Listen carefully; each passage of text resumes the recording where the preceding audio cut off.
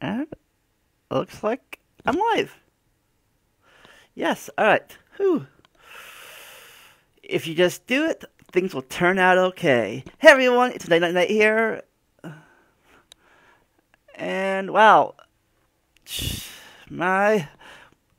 Against the white background, this thing looks very well. The lyrics doesn't look very well. Oh well, maybe it'll be better when it comes black. Hey!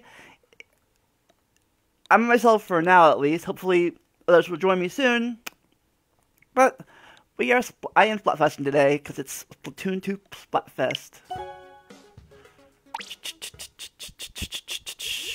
Why? Because I can. Yeah, there it goes. Against the black background, the white background looks awesome. Of course, now the follower goals and stuff are a little messed up. So, gonna fix that problem a little bit. Did you have problem fixing here?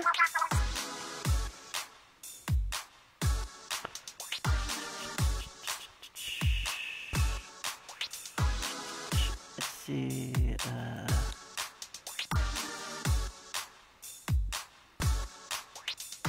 properties, check. I don't know what mixture is, but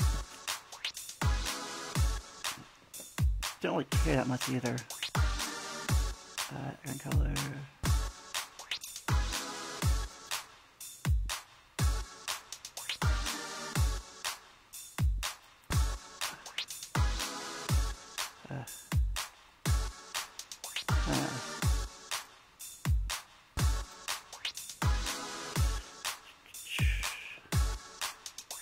Can't tell.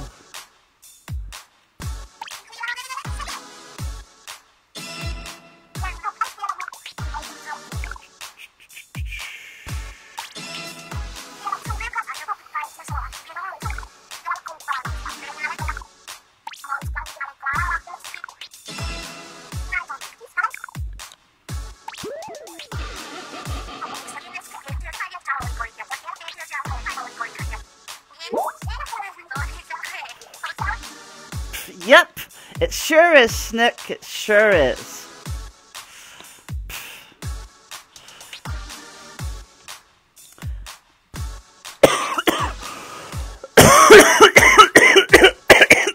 I gotta level up, so I decided to do this platform soon, so whatever. Let's see, settings. No, there it is. What? Oh, damn it! Ugh. Boo! Boo, OBS, boo!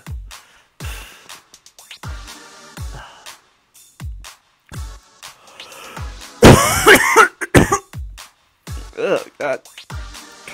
Getting a cough drop. Ugh.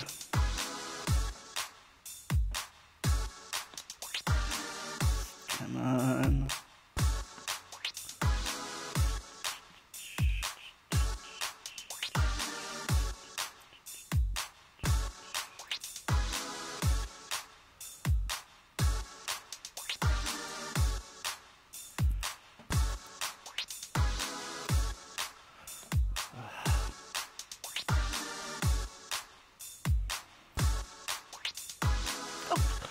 Apparently that won't let me change the stupid font setting for the viewer count, but you know, whatever. I'll deal with it later. Yeah, why not?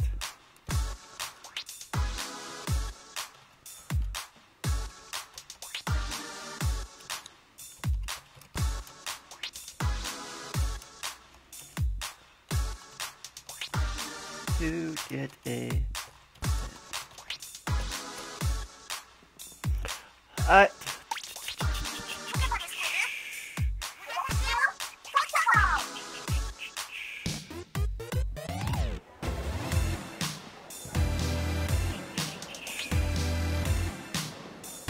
here we go. Jump, jump, jump. Party time! Oh, woo!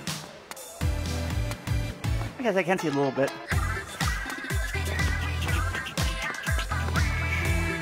Time to get level 10. The party started.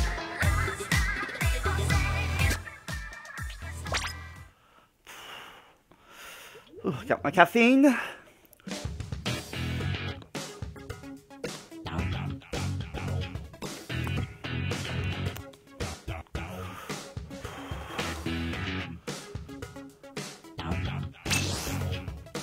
I'm soloing right now.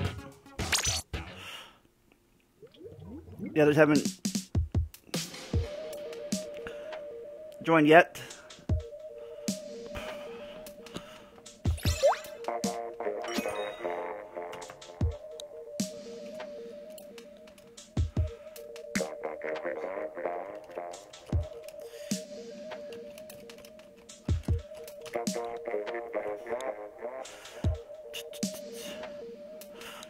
Alright. Bump, bump, bump, bump. Let's see.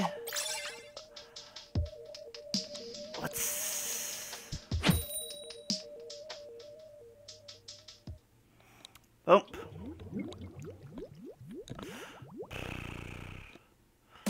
Alright.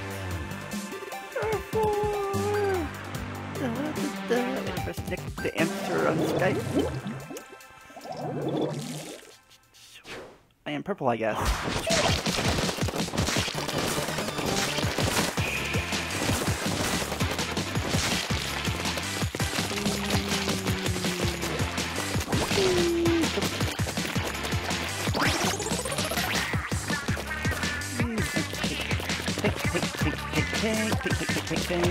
Take the town red.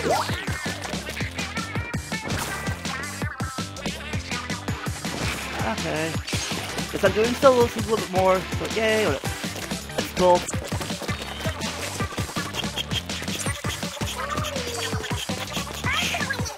Whee!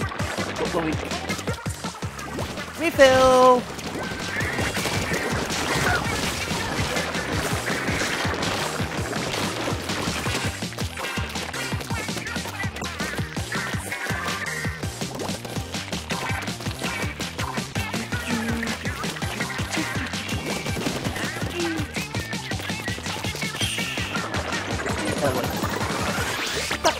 Cover.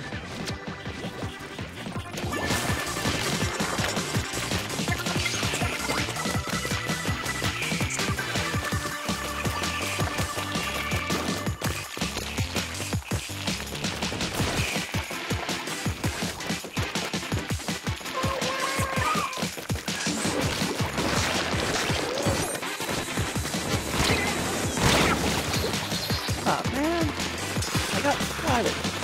Boo!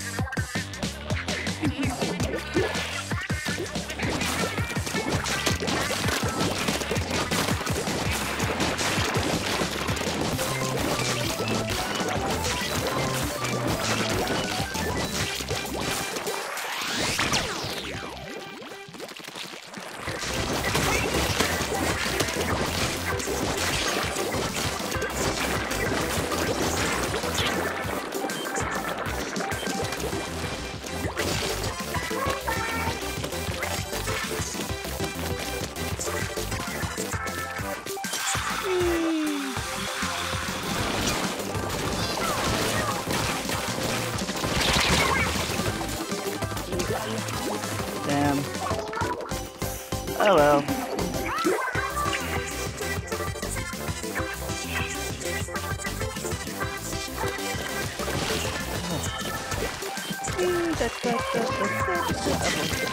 Go, go, go, go, go, go, go, go, go, go, go, purple, team purple. Damn it. Did I do anything? Did I do anything? I don't know. I think they won. Oh yeah, they won.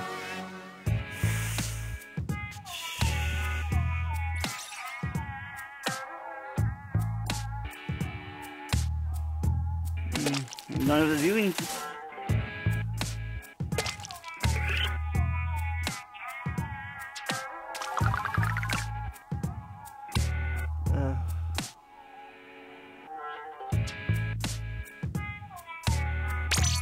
Yeah, I'm good. Alright. Yay, sticks coming!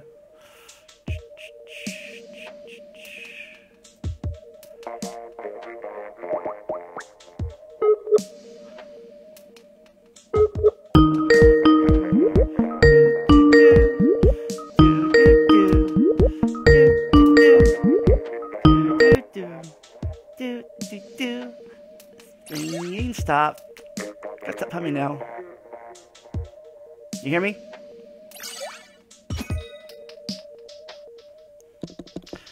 There,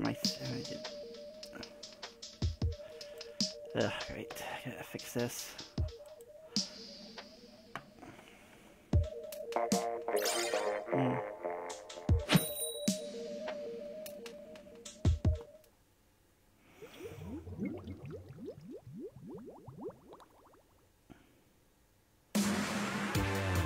Oh, great, damn it. I hit yes. I can fix the audio now.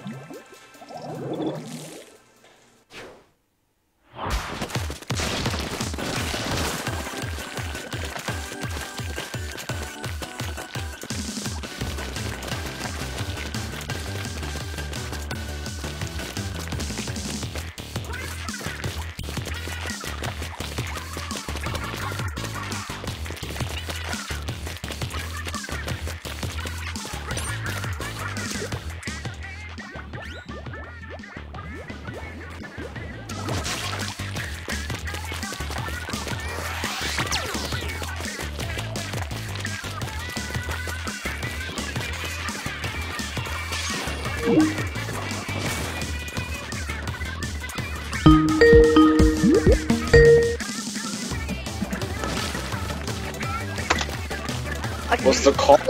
Was it in suspended animation? No, I couldn't hear you. Yeah, I noticed the freaking timer on the damn thing wasn't even counting down. I couldn't really check to fix it because since I called. Well, you're playing your game, so play your game. Yeah.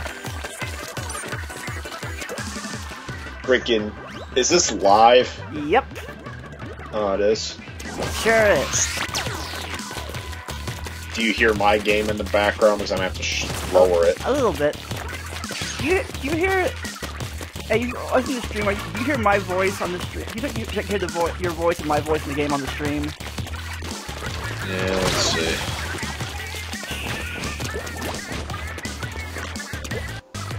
I don't see a YouTube stream. I checked Twitch and there didn't seem to be nothing there. Oh, damn it. Oh, wait. Now it's on Twitch. Now there's Twitch. No, Black Ops 4, shut up.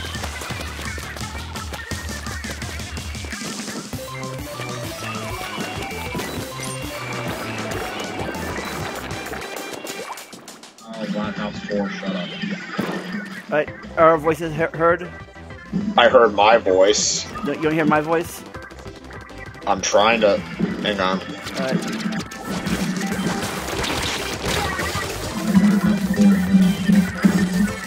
Our voices heard? Yeah, your voices are... Our voices are there, but you need to lower the game audio. Alright. Let's see. Audio so... lowered.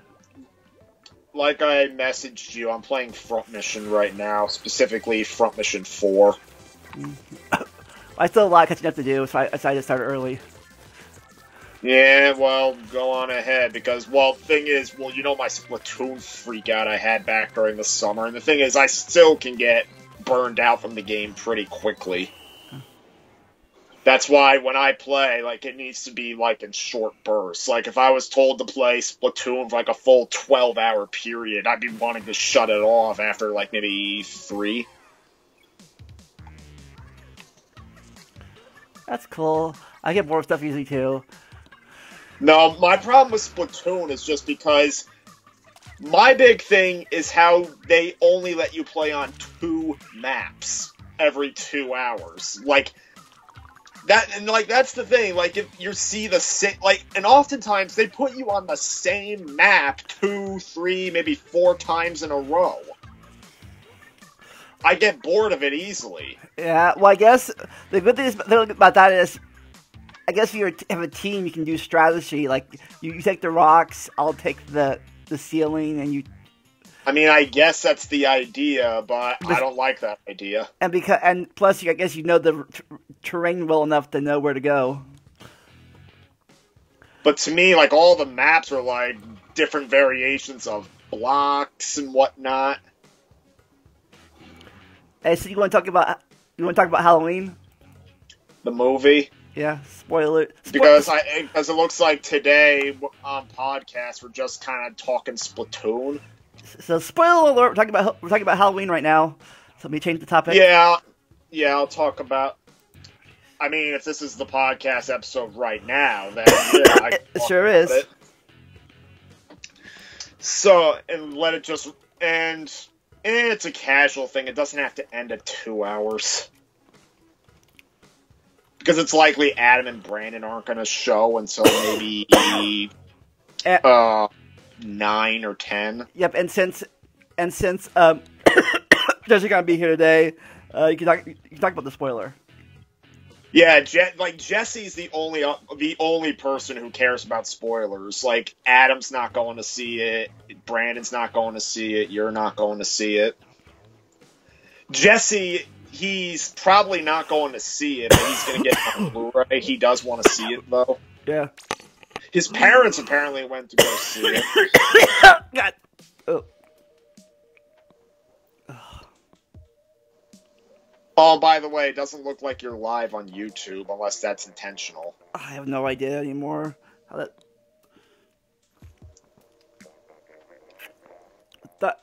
I thought it looked like... Since I'm live on YouTube, but... Yeah, well, well, let me go to your channel, because freaking the subscription box doesn't say a thing.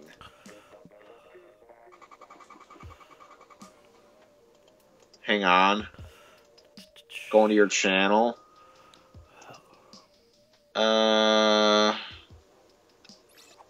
Yeah, for some reason it just doesn't list you as streaming on YouTube. I do not know why.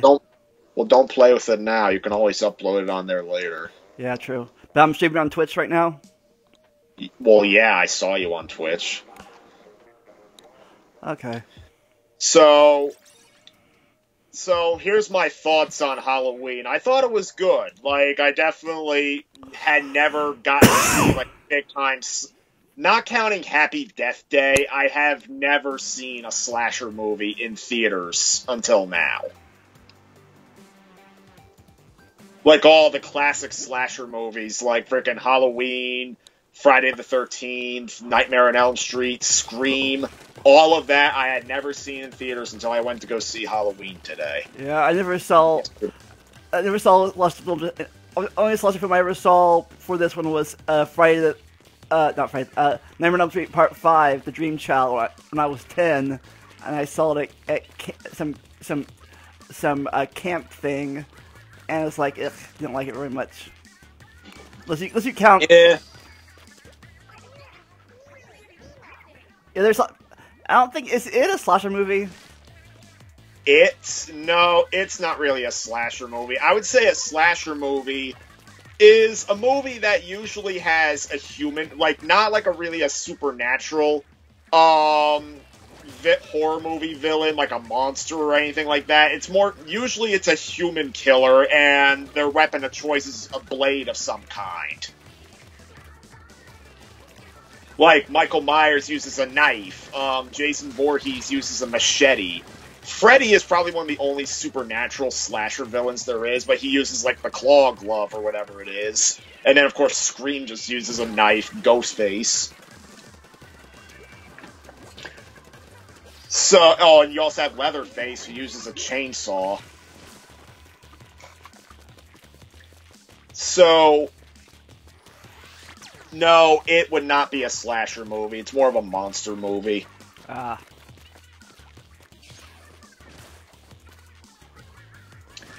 But, yeah, so... Then again, some people consider Alien a slasher movie. I don't, but other people do.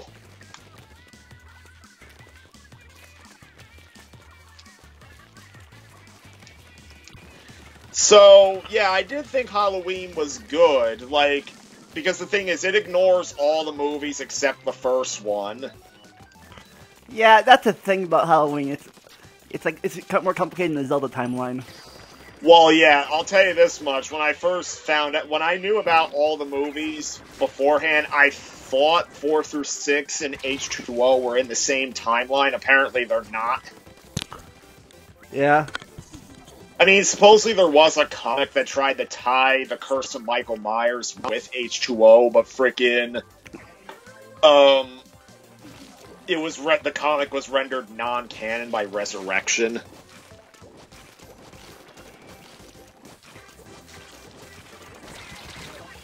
But even then, like, Curse of Michael Myers, Resurrection, and the second Rob Zombie remake were so bad they killed the franchise 3 separate times.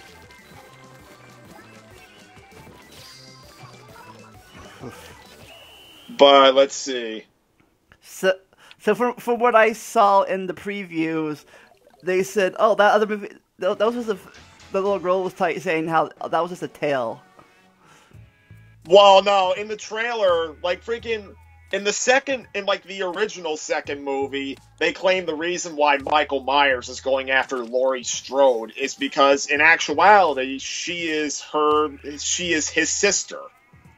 And he's just simply trying to finish the job and kill all his family members, which a lot of freaking fans of the first movie thought killed the freaking intrigue and mystery of Michael's character.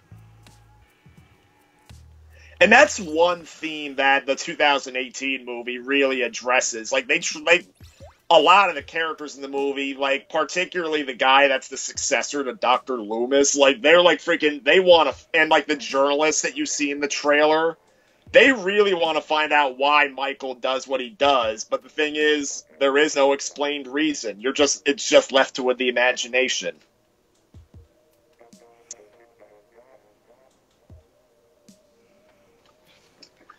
And, yeah, they also retcon Michael being Laurie's brother. Like, freaking in the trailer specifically, one of the granddaughter's friends is like, wasn't it her brother that did all those murders? No, it was not her brother. It was just a myth people made up. I will say that a lot of the scenes in the movie were not the same as how they depicted it in the trailers. Like, you see Laurie, like, freaking firing a rifle at these dummies. Like, it's shown as a continuous shot in the trailer. It's a mishmash of her playing with different guns, practicing.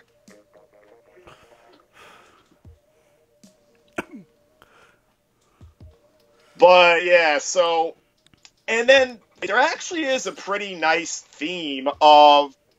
Like, freaking Laurie's very down-to-earth. Like, she keeps trying to prepare her daughter and granddaughter for frickin' Michael's inevitable return, claiming that, oh, you need to be ready for the horrors of this world. And then the daughter is specific. Like, the granddaughter has a better relationship than the daughter does. But the daughter is like, no, the world is not a miserable place, what you said. It's nice and beautiful, and then kicks her out. This whole theme of... And then the thing is, like... The daughter learns to accept that, yes, there is horrors she has to face, whereas Laurie herself learns that she shouldn't have been so hard on the daughter, and because, like, that's why their relationship got so damaged, and it's probably what just made the situation worse when Michael actually did show up. So she's a grandmother now? Yeah, she is yeah, Laurie is a grandmother. I don't know why I always kept thinking to myself, Grandma Strode. Grandma Strode. But no, the granddaughter for some reason doesn't just call her grandma. She specifically calls her grandmother throughout the whole movie. Which I thought was a little bit strange. Like, normally you would say, the way I see it, you call your grandmother grandmother when you're talking to other people about her, but when you're talking to her personally, you just say, "Hey, grandma," or with me, I say gram. There's also Nana and Granny. It's all different names for grandmother. Yeah. Yeah, I mean, people have their own preferences, but I've never seen someone call their own grandmother grandmother. Yeah. My niece is called my mom Mama. Ah. And I say right as the freaking enemy dies. So what happened? He escaped or released or what? Well, the thing is, the bus crashes and Michael escapes. Freaking... I'll admit, the scene where he escapes is actually very tense, because you don't know where he is. Like, essentially, some dad and his kid are, like, going on a hunting trip, and then they come across the crashed bus. The dad goes outside to, like, investigate, and then he leaves the kid in the car. But then about a minute goes by, and the kids, and, like, some of the mental patients, like, go up to the window, and they don't really do anything, but they kind of freak the kid out. So he grabs the rifle, and he goes to the bus, and, like, it's, like, holds on him for a little while, and, like, you're just waiting for when Michael's gonna pop up. And he finds one of the police officers that was probably fatally wounded by Michael or somebody. And then, of course, the kid realizes this is dangerous, so he goes on the bus. He comes across the second Dr. Loomis. I forget what the doctor's actual name is, but the doctor's like, "Don't shoot!" And then the kid shoots him by accident. Who's Dr. Loomis? Dr. Loomis is the guy that tended to Michael in the original movie. Like, I don't think you've seen the ending of Halloween, but he's the one that shoots Michael off the balcony.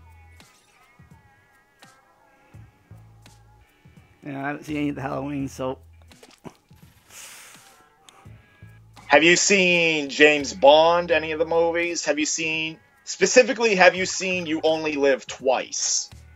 Sigh. No? I only know about James Bond through your James Bond memorial streams. Really. Okay, well... I mean, I know about James Bond, obviously, but... Dr. Loomis is played by Donald Pleasance, if you've heard of that actor. No. Okay, well, so the kid shoots the doctor, and, I mean, the doctor doesn't die, but then he goes back to the car, his dad's nowhere to be found, and then the kid, all freaked out, just simply gets in the car, and he actually tries to start it up himself and freaking drive away. But then Michael pops up in the back seat and smashes the kid's head against the window. Ugh.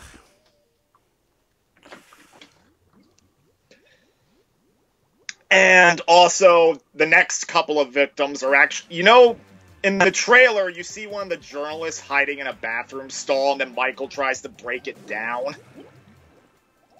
Okay. Well, that part in the trailer kind of gives away the journalists die. Because, well, the woman's in the bathroom, and then freaking there's a scene where you see someone get hit up against the stall.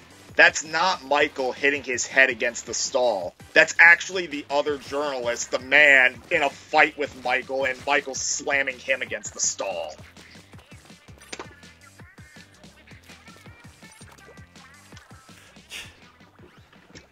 So why is he obsessed with Laurie, anyways? There's not really an explained reason. Like, it's kind of left for the viewer to decide. In fact, one fan theory is that he wants to go after Laurie because she's the one victim that got away. Ah. What's your theory? I don't know, I guess I just have to go with that. But anyways, probably one of the weirder parts of the movie is when freaking the doctor character ends up killing the police officer helping Laurie track Michael, because the officer wants to kill Michael, but no, the doctor wants Michael alive because he's so obsessed with learning Michael's reasoning for killing that he wants to keep him alive and put him out in the field so that he can continue killing and study him. Wow. And freaking, so he holds the granddaughter hostage with an unconscious, because they run Michael over and he's unconscious for like a little bit. And one part that was kind of weirdly unnecessary is that he takes Michael's mask off and he puts it on himself. And like, that was like a little bit weird, and I don't even know why he did that. In fact, for a minute I was afraid that Michael was actually dead and that the doctor was gonna be the killer for the rest of the movie. But no, thankfully Michael does wake up and he's like, no, this is my movie, bitch. And he kills the doctor.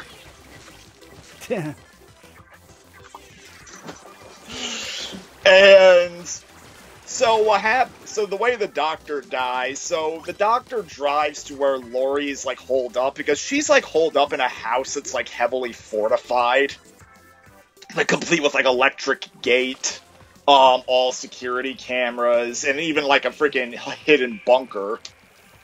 Which is a bit of which the bunker is actually a very clever plot twist. But I'll get to that in a minute, which leads to one part of me that felt a bit unsatisfied with the ending. But yeah, so the doctor drives the truck containing the granddaughter and, no, the police car that has the granddaughter and Michael to Laurie's house. And then the doctor's like, oh, we're just gonna wait for him to wake up and continue. But then the granddaughter was like, wait, if you let me out, wait, Michael actually spoke a word to me. Wait, he did? Yeah, one word. What did he say? Tell me, what did he say? Let me go and I'll tell you. Well, obviously it's a lie, but that's how obsessed this doctor is. So, he stops the car and he's like, okay, tell me. What? Brandon says I need help with my layout. Oh, you need help with your layout? Yeah. Okay. So he's like, okay, tell me. But then right at that moment, Michael wakes up and he puts his mask back on because the doctor took the mask off and just put it on his lap or something, and put it on Michael's lap or something. And freaking, he smashes his way through the police barricade. He throws the doctor out the car. And then the granddaughter escapes into the woods. But then freaking, the doctor, like, is like, Michael, say something. Say something! And then Michael just literally lifts his boot, smashes down on his face. Like, freaking, it's one of the goriest parts of the movie. Like, his head kind of caves in.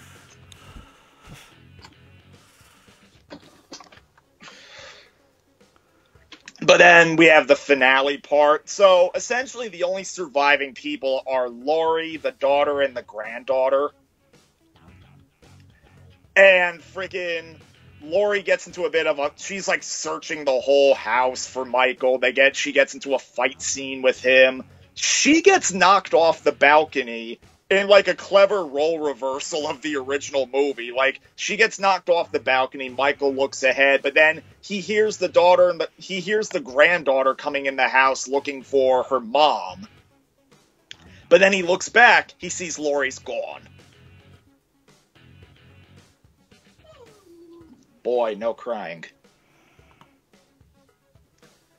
So, the daughter and the granddaughter go into the bunker. Like, the daughter is, like, really afraid, shown to be really afraid to fire the gun because, like, she wanted to give up, like, she didn't want to do any of that stuff that Laurie was training her to do involuntarily. Let's just say the way Laurie was freaking battle-hardening her own daughter got the daughter taken away from her when she was 12. Ooh. So she's, like, holding the rifle, and then the moment Michael... Brandon's trying to call. Let me add him in. Okay.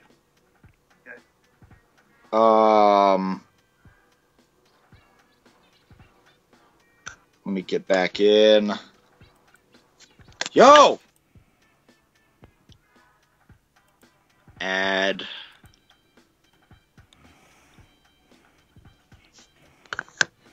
So freaking Michael the bunker stairs after he rips the freaking kitchen table that the bunker was hiding under, and then freaking right there the daughter stops it with the games, pretending to be scared. She's like, "Fuck you, Michael!" Shoots him right in the neck.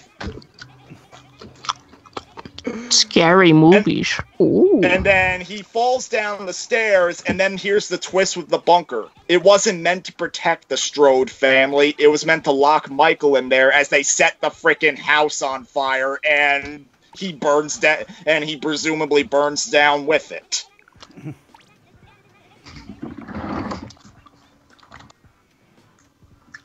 And that's where my dissatisfaction comes in. You don't definitively see Michael die. Do you ever see? Is that a problem? Huh? Is that an actual problem, though? It leaves the thing open for a sequel. Yeah, I don't know. I would have just rather have seen him definitively die on screen, because I feel like this was the movie they should have just kind of. Part of me feels like they should have just definitively ended it with this movie and redeemed like all the other sequels. But no, I mean, the way it ends, you can assume, yeah, he did burn alive with the rest of the house. But at the same time, the final shot of the frickin' bunker on fire, you don't see his body anywhere. Probably means there's going to be a sequel again. Yeah, like, all I know is that the freaking director, the producer, they all want to do a sequel, but they were, like, waiting to see how this movie performs. So I guess the idea is, if the movie doesn't perform, then yes, he burned in the fire. But if it does perform, oh, he escaped. How are they going to handle him this time? Is your encoding overloaded? I have no idea. Let me check. Vandalia's might, yeah.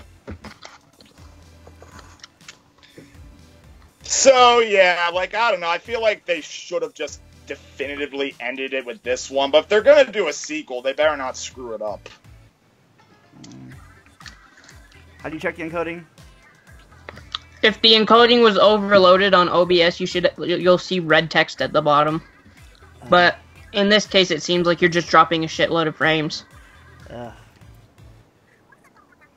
Yeah.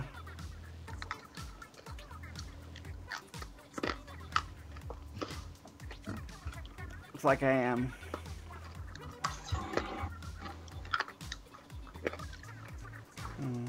Yeah, because your video is moving at like 1 frame a second.